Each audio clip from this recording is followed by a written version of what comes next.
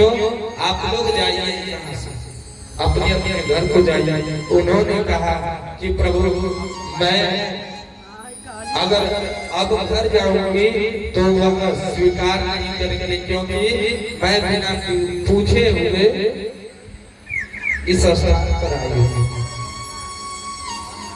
कन्हैया बोले कि आप जाइए तो सिर्फ नाम बताइएगा कि मुझसे कन्हैया मिले थे और उन्हीं को भोजन कराने के लिए मैं गई। ब्राह्मण पत्नी आई और सभी अपने अपने पति से जाने लगे। अब पति तो खूब गुस्सा है कि आखिर कहाँ गई थी बिना पूछे जाने। तो वैसे ही जैसे सुने कि मैं कन्हैया से मिली थी और कन्हैया मेरे हाथों से भोजन किया, वैसे सभी गदगद हो गए, खुश हो गए, प्रसन्न हो गए और लगे उनके भाग्य की सराहना कि अरे तुमने कैसा कर्म किया था, तुमने कैसा, तुम्हारा कैसा स्वभाव था कि तुमने कौन सा तपस्या किया था कि भगवान तुम्हारे हाथ से भोजन किया। और हम लोग भगवान आए थे, भेजे थे संदेशा कि मुझे भूख लगी है, भोजन करना, और हम लोग हवन करने में देते थे। अपने आप को लगे कोशिश। आगे कहा गया है कि आखिर इंद्र जी को अभिमान क्यों आया। बोले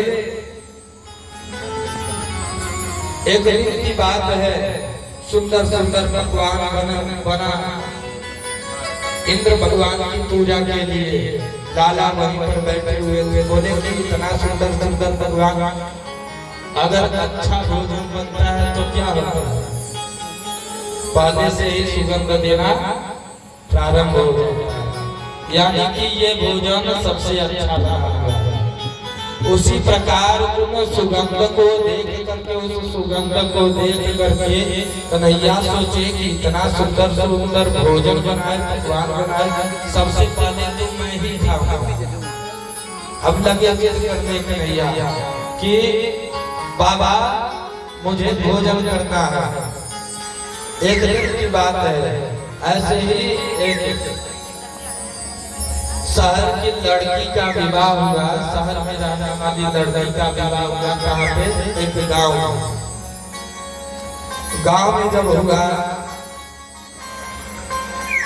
कोई अपने पति का बुराई करना चाहता है और खास करके नैहर, सब कुछ ससुराल में तो हो सकता है थोड़ा बहुत, क्योंकि सभी मिल जाते हैं, लेकिन जब जैसे नैहर की बात आती है वैसे ही क्या हो, वहाँ पे ये बताएंगे हमारे पति ऐसे हैं, हमारे पति वैसे हैं, दुनिया भर की खूब बोल बात देंगे।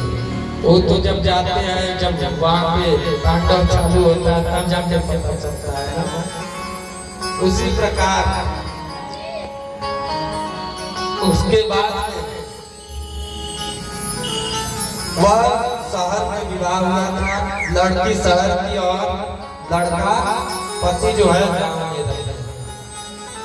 समय व्यतीत हुआ, जाकर के लड़की अपनी वहां पर खूब प्रशंसा का फूल बांधी थी। हमारे पति इतने अच्छे हैं, वैसे हैं, इंजीनियर है, डॉक्टर है।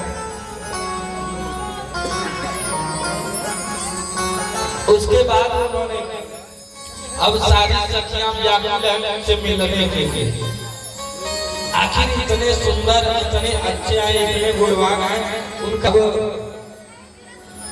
ये हुआ कि ऐसे हैं, इसके पति को तो देखा जाए कि उनका स्वभाव। उसके बाद समय व्यतीत होने लगा, ये भी ससुराल में। जैसे ही लड़का पहुंचा ससुराल, अब हारा थका जान करके पानी आया, चाय आया, खा पी करके आराम से बैठ गए। अब रात हुआ, ये मान कोई आता है और जब दामाद आते हैं तो क्या बनता है, अच्छे से अच्छा खाना बनवाते हैं और रोटी भी बनाते हैं तो इतना पतला पतला बनाते हैं।